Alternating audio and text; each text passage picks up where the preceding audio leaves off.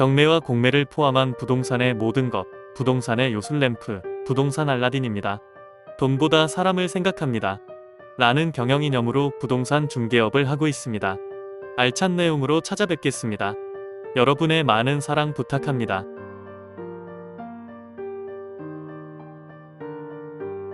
대한민국의 향후 4년간 국정 운영과 사회적인 정책을 좌우하고 국가의 미래가 어떤 방향성으로 지향할 것인가를 결정하는 24년 4월 11일 국회의원 선거가 이제 40여일 남았다.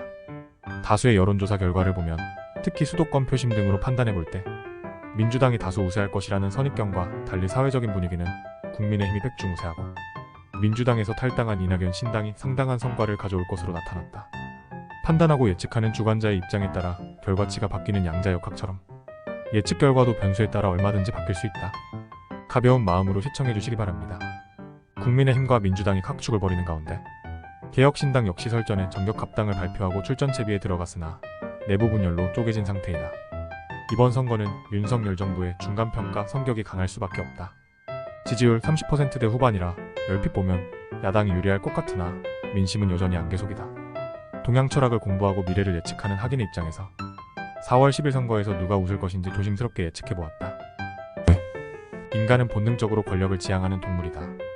재물과 명예가 보장되는 권력은 누구나 갖고 싶어하는 꿀단지이다. 원시사회에서는 사냥자라고 싸움차라는 놈이 가져갔다. 부족국가는 재정일치 하늘의 신탁을 받은 자가 차지한다. 구라 잘 치고 말빨 센 놈의 목이었다. 왕조시대에는 권력 세습을 아예 제도로 만들었다.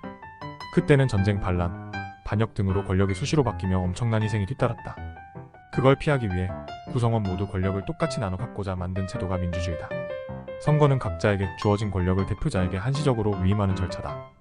하지만 그것도 권력을 향한 뜨거운 욕망을 완전히 지우지는 못한다. 선거란 칼부림과 총성만 없다 뿐이지 전쟁이나 다름없다.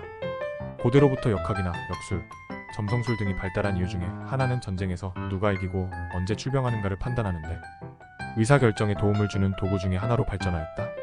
정치가 생물이라고 하는 것처럼 민심도 생물이나 다름없다. 대한민국의 유권자가 대략 4,420만 명이 네 각자가 4,420만 명의 뇌세포를 가진 자가 의사결정을 할 것이다. 특히 국회의원 선거는 우리나라 전체 민심과 지역 민심이 결합하여 나타나는 결과라서 예측이 한층 난해하다. 대한민국은 오행에 있어 목의 성향이 있고 2024년은 운명절기상 입춘이다. 지금 보이는 풍경이 대한민국 운명이다. 삭풍이 휘몰아치는 대지에 홀로 선 나무 혹은 땅속에 묻혀있는 씨앗 같은 신세다. 현실적인 언어로 바꾸면 당장 먹고 살기 힘들고 장래도 암담하다. 목성으로 우리나라는 수성의 에너지를 반화 화성을 벌쳐 토성을 얻고 싶어한다. 이를 현대적 관점에서 해석하면 경제가 원활히 돌아가고 활력이 넘치고 불합리한 제도를 철폐하고 국민의 통합을 이루는 것이 민심의 지향점이다. 만약 윤석열 정부가 출범시 슬로건을 운동권 청산, 나라 바로 세우기, 비정상의 정상화로 세우고 이를 실천하기 위해 과감히 밀어붙였다면 이번 선거는 국민의힘이 압승이다. 민주당도 정부 여당을 향해 강력하고 명확하게 다수당으로서 정책 대안을 내어놓았다면 이번 선거는 국민의힘 이재명 대표의 독선에도 어려울 수도 있었다. 하지만 민주당 쪽에서는 검찰 독재 명품 백주장 방탄국 회주장뿐이다. 국민의힘이 아무리 믿업지 못해도 민주당을 선뜻 밀어주지 못하는 이유입니다. 두 당 모두 국민의 기대에 미치지 못하지만 그래도 국민의힘 한동훈 비상대책위원장이 사역을 내려놓고 국민의 기대를 맞추기 위해 헌신하는 모습에 국민 여론에 상당한 변화가 감지되고 있다. 각 정당별 이번 선거의 관전 포인트이자 솔루션을 살펴보자. 국민의힘은 지금 와서 경제가 어떻고 미래 비전이 어떻고 해봐야 유권자의 귀에 들어올림 하다.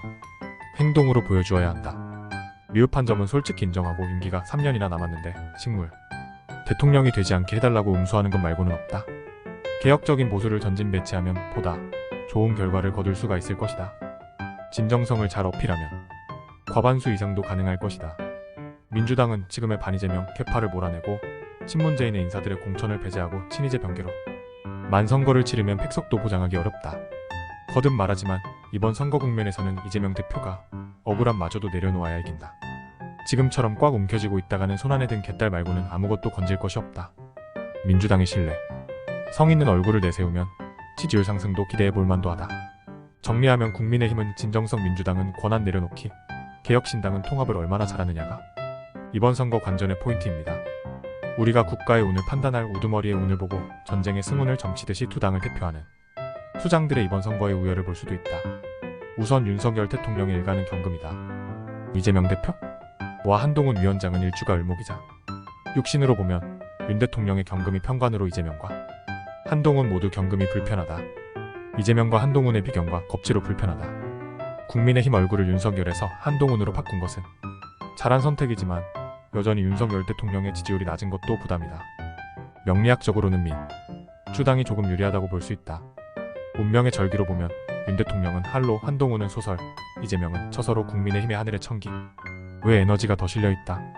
이런 요인과 4월 10일 갑진일과 2024년 갑진년의 명리학적 에너지는 국민의힘이 백중호세로 점쳐진다.